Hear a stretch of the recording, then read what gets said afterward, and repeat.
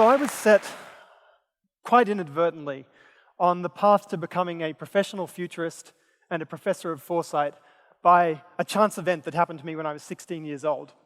My mother was a high school teacher in Australia where I grew up, and she happened to teach one semester a pilot curriculum in futures studies. And I came across the course reader one day at home and was hooked. And I mean, who wouldn't be? The core subject matter of this whole field is everything that hasn't happened yet, multiplied by everything that could happen. I mean, what an intoxicatingly wonderful transdisciplinary playground for a curious mind at any age. And I came across it then. So in the time since then, I've been involved with the futures field almost 2 decades, and I can say I think the core to what makes it interesting, to what makes it powerful, is quite simple. And it's embedded, it's hidden actually in plain sight, right there in the name. It's the S in the word futures. This simple idea that when we think about that which is yet to be, we need to think about it in terms of multiplicity, not in terms of singularity. To make it a bit simpler, instead of trying to predict the future singular, what we try to do is to map and navigate futures in the plural. Now, in the process of spending time in this field and working with people all around the world in all sorts of positions, I've come to find what's 2 really sort of surprising things about it. One is that it's enormously powerful no matter who you are, whether you're a high school student or a CEO or a representative of a community group. But the other surprising thing is that even though it's this powerful and in some sense kind of hiding in plain sight way of thinking, very few of us have the opportunity to actually be exposed explicitly to to these tools. That is to say that most people I meet still have not heard of futures studies or foresight as a domain. They're surprised to learn that there is such a profession and that it's possible to think systematically and creatively about things that haven't happened yet. And I think that if as a species, if as a civilization, we do intend or hope to address those major challenges that we hear so much about climate change, about peak oil, about economic volatility and inequity, then it's going to be required at some level that thinking about the future become not just the preserve of a small cabal of experts, but that it be distributed within the society at large. Let me say that again. For the 21st century challenges that we face and the opportunities to reimagine embedded within them, the distribution of foresight throughout society is mission critical. And so what I've been doing with my colleagues over the past 10 years or so is trying to find ways of taking these inherently abstract and absent, by definition, ideas about the future and bring them into concrete reality, bring them into experience. We do this through what we call experiential futures, by designing and staging immersive experiences and tangible artifacts that bring possible futures to life.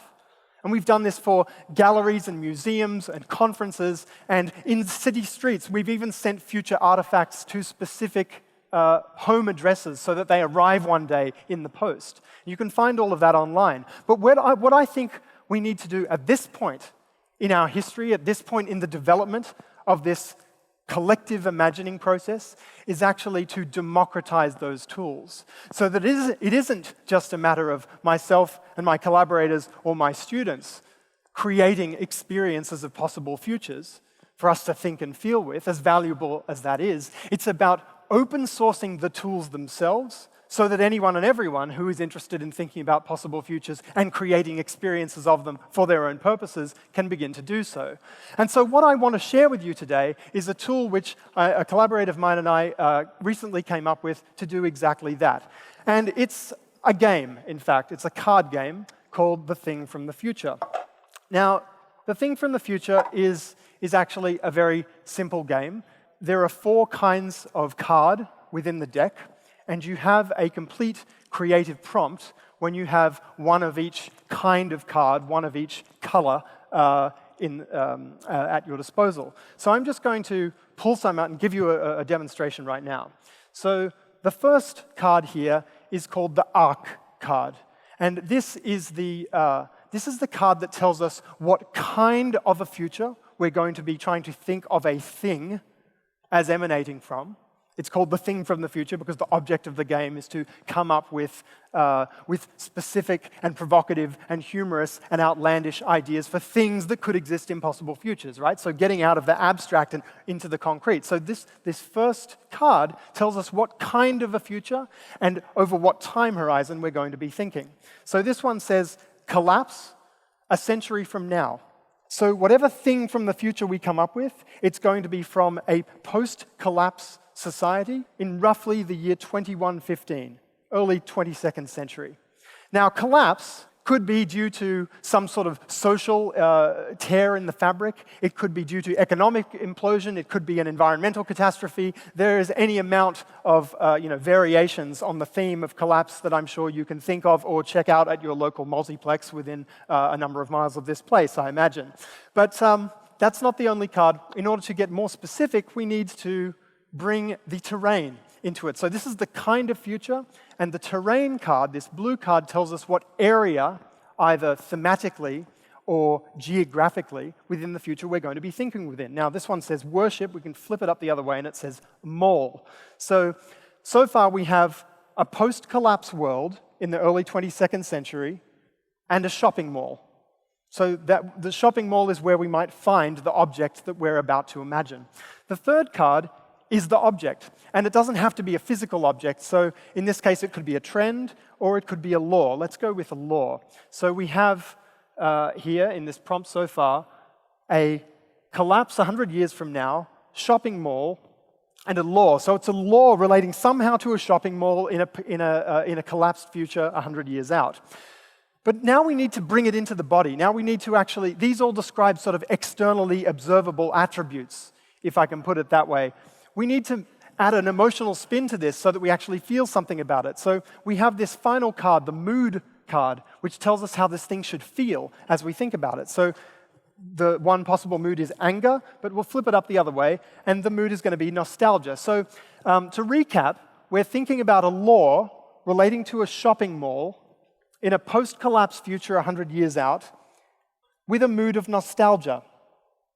Now, I don't know where that takes your imagination, but when I think about this, I kind of picture a dilapidated and decaying shopping mall that nobody has visited in perhaps decades. And the law is on a sign standing outside of it, that no standing, no parking anytime. But of course, this is mere nostalgia because nobody's driven a car for decades. So there's this sign saying no parking outside a ruined shopping mall, overgrown with grass and beginning to rust. That's where my mind goes with it. Perhaps you go somewhere else. I mean, part of the point of the game is that each of our minds will synthesize these elements in different ways and do different things with the prompt. But so that's just one example. Let me give you another. So this time the arc is transform, and the time horizon is a generation from now. So we're looking at roughly the year 2040. The terrain is going to be the brain. The object will be a device. And the mood is going to be hilarity. Okay? So we have a device relating to the brain in a transformed society in 2040 with a feeling of hilarity about it. Now, I'm going to leave it to your imaginations what you do with that particular combination, but this is a combinatorial prompting system. There are 108 cards in the deck, but over 3.7 million combinations that you can make with them, and we've just done 2 in the last couple of minutes. Now, this is a game that we've been selling for the last year and a half. It's actually funded the Situation Lab over that time. Me and my co-designer, Jeff Watson, came up with it and thought, let's put it out there. But and we found that it's developed in a really interesting way as we've played the game with people at Stanford D School and the MIT Media Lab and at the United Nations Development Programme's annual strategy meeting last year in New York. But to the point I made earlier about if we are really to tackle the grand challenges and opportunities of the 21st century, we need to democratize the tools. then that's what we're going to do next. So today I'm pleased to announce that the thing from the future is being placed into Creative Commons as a tool for anyone and everyone to use for free. So if you would like to point your, thank you.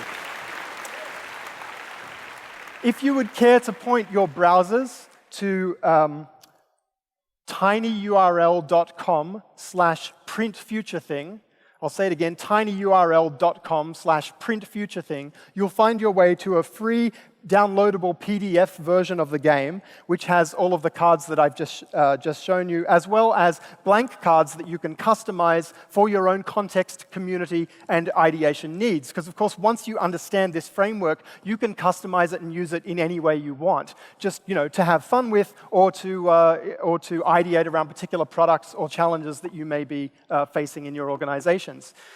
This is a version of This is the printout that I just printed off here about an hour ago. So that's now freely available to anyone in the world to use as they see fit.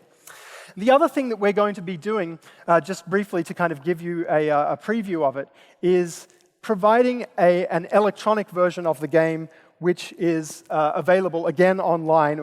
This is in beta, and we're hoping to release it shortly, so watch situationlab.org for news of that. But this will randomly deal the cards out and provide any of the thousands or millions of prompts that we talked about, which you can then customize and share the ideas with your social networks as you respond to the prompt and are inspired to tell different stories about the future.